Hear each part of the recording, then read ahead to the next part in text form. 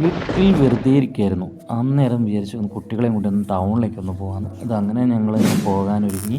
എല്ലാവരും ഇറങ്ങി. ഞങ്ങൾ അമ്പലത്തിൻ്റെ മുന്നിൽ ഓട്ടോക്ക് ഇങ്ങനെ വെയിറ്റ് ചെയ്ത് മക്കളൊക്കെ എൻ്റെ അനിയൻകുട്ടനും ഉണ്ടായിരുന്നു, എല്ലാവരും ഉണ്ടായിരുന്നു. അങ്ങനെ ഞങ്ങൾ അമ്പലത്തിന് മുന്നിൽ കവാടത്തിന് മുന്നിൽ ഇപ്പോൾ ഇങ്ങനെ വെയിറ്റ് ചെയ്തിരിക്കുകയാണ് ഓട്ടോയ്ക്ക്. ഓട്ടോ വന്നു. ഞങ്ങൾ ഓട്ടോയിൽ കയറി. ഞങ്ങൾ നേരെ ഒന്നും ചെയ്തില്ല, ടൗണിൽ കൂടെ ഇങ്ങനെ പോയി. അപ്പോഴാണ് ഓർത്തത് ഷോപ്പിക്സിൻ്റെ മുന്നിലെത്തിയിട്ട് അവിടെ ഞങ്ങൾ വെറുതെ ഒന്ന് കണ്ട് നോക്കുമ്പോൾ അപ്പുറത്തെ റാപ്പിച്ചാസ് എന്ന് പറഞ്ഞിട്ട് അവിടെ ഈ അവിൽ മിൽക്ക്, ചറുമുറു ഇതൊക്കെ ഉണ്ട്. അതായത് പൊരിയൊക്കെ കൊണ്ടുള്ളതാണ്. ഇത് ഓർഡർ ചെയ്തു. നല്ല നല്ല ടേസ്റ്റ് ആയിരുന്നു കേട്ടോ. എല്ലാ കുട്ടികളെല്ലാം നല്ല ആസ്വദിച്ച് കഴിച്ചു, നന്നായിട്ട് കഴിച്ചു.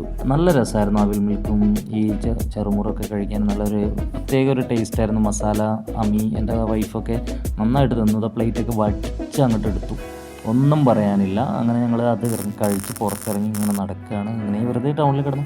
അങ്ങനെ ഇറങ്ങിയപ്പോഴാണ് റോച്ചാസിൽ അവിടെ നോക്കുമ്പോൾ നല്ല ഉള്ളിവടയും നല്ല ചായ, ഒന്നും നോക്കിയില്ല. നല്ല മഴയുമാണ്.